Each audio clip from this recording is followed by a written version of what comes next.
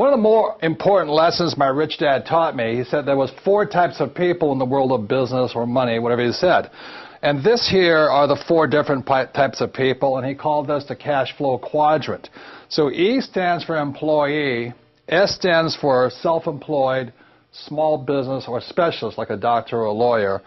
B stands for big business, 500 employees or more, and I stands for investor. Now the distinction here is this, is that each of these are 4 different types of people. They have 4 different tax laws for all 4 different types of people, and this is throughout the world. But it was my poor dad who always said to me, you know, son, go to school so you can get a job. So my poor dad wanted me to be an employee like him. And there's nothing wrong with that and all this, except the tax laws are the worst for employees. As Warren Buffett says, you know, he, as a business owner and investor, he pays a lower percentage rate than the employees. And many employees are having a tough time today. Not only is there high gas prices, but there's going to be higher taxes. My mother wanted me to become a doctor or a specialist or a small business person. And I said to my mom, S stands for smart. She says, you got a good point there, because I didn't do well in school, so I wasn't going to make it there. It was my rich dad who advised me to become an entrepreneur or a big business owner like Bill Gates or Steve Jobs, Michael Dell, all those guys who created Facebook and Yahoo and all this, or Google. And he wanted me to become an investor. So he started me playing the game of Monopoly, you know, 4 greenhouses, 1 red hotel. So I learned to be an investor and I learned to be an entrepreneur. So the good news is, if you want to get rich, you can get rich in all 4 quadrants, okay? That's up to you. And so it was my rich dad who said to me, he says, you know, Robert, if you really want to be rich, learn to build businesses. It made more sense to him to work hard to build a business, something you owned and something you could pass on for generation to generation to your kids. Whereas my poor dad said work hard, but my rich dad said, why would you work hard for something you'll never own and you can get fired from right away? Again, that was the difference in values.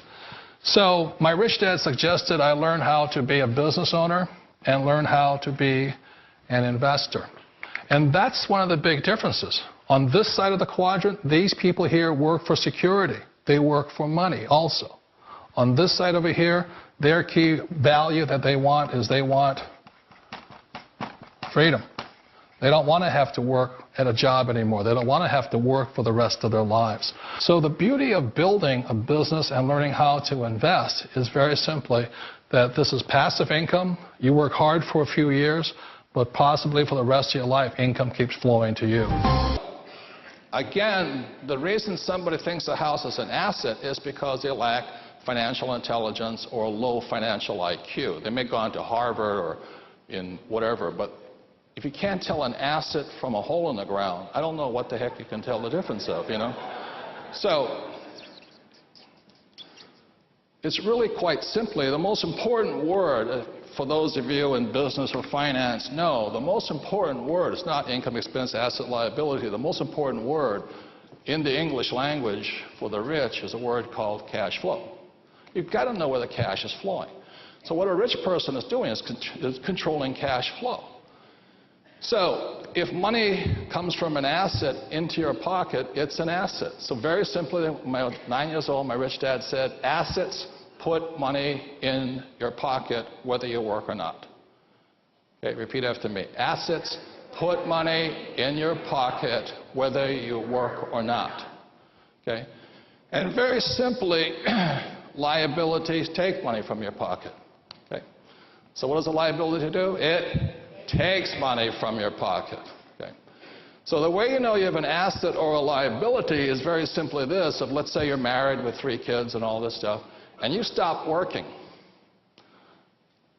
the money coming in is money from an asset, and the money going out is money from a liability. So if you happen to have a little house sitting over here, and it's sucking cash out of your pocket every month, it's a liability. And you can do it. A number of years ago, I bought a $7 million commercial building.